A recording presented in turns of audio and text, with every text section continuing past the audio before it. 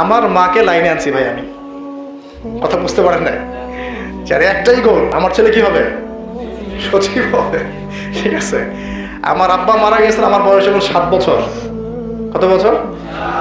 একা কোলে পিঠে করে তিনি আমাকে মানুষ করেছেন। তাহলে কি পরিমাণ ডেডিকেশন যে আমার ছেলেকে আমি বড় করে এই পর্যায়ে নিয়ে যাব। কথা বুঝতে পারছেন? খেয়ে না খেয়ে, খেয়ে না খেয়ে, খেয়ে না খেয়ে। আমার এখনো মনে আছে, এগুলো কথা আরেকদিন আলোচনা মজা করা হবে ইনশাআল্লাহ। আমাদের কোনো চুলা ছিল না, চুলা চুলা স্টভ আছে না, স্টভ, আগে স্টভের চুলাগুলো থাকতো, ওইটা আমার আম্মা ফু দিয়ে দিয়ে দিয়ে দিয়ে ধরাতো এবং সেখানে রান্না বান্না করতো। ওর এখনো মনে আছে। তো একটা মানুষের ডিটারমিনেশন কেমন যে আমি এরই হয় আমার ছেলেকে ওই জায়গায় নিয়ে যাব।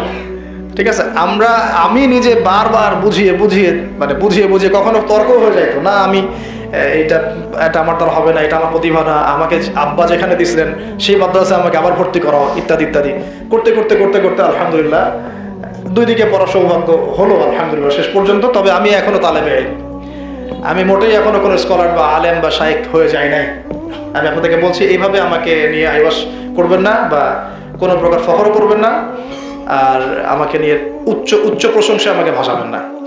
মিনিমাম আমার ধারণা আমাকে আরো মিনিমাম 4 থেকে 5 বছর আরো গভীর মোতাআলা করতে হবে, তারপরে আপনাদেরকে আমি আরো ভালো কিছু দিতে পারবো ইনশাআল্লাহ। ঠিক আছে, তো এই জন্যে আমরা কখনো এইভাবে ইলমের ফিকের ফখর করব না। তো আমি বলতে চাচ্ছিলাম যে আমার মায়ের মতো মানুষকে আমি লাইনে আনছি।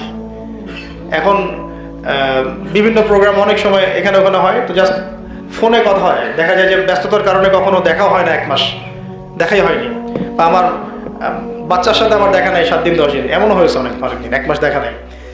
তো জাস্ট ফোন করে যে প্রাউড অফ ইউ, খালি বলে মাশাআল্লাহ প্রাউড অফ ইউ, এতটুকু বলে।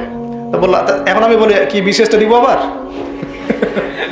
ঠিক আছে, তো এত খারাপ ছিলাম না স্টুডেন্ট যে বিসিএস দিলে পারতাম না, কিন্তু এখানে তো প্রতিভার মূল্যায়ন নাই। প্রতিভার কোনো মূল্যায়ন আছে?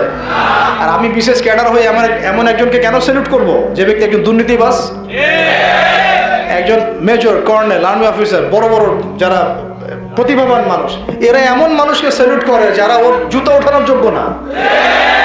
তাহলে এই গায়রথনতার পরিচয় আমরা কেন দিব?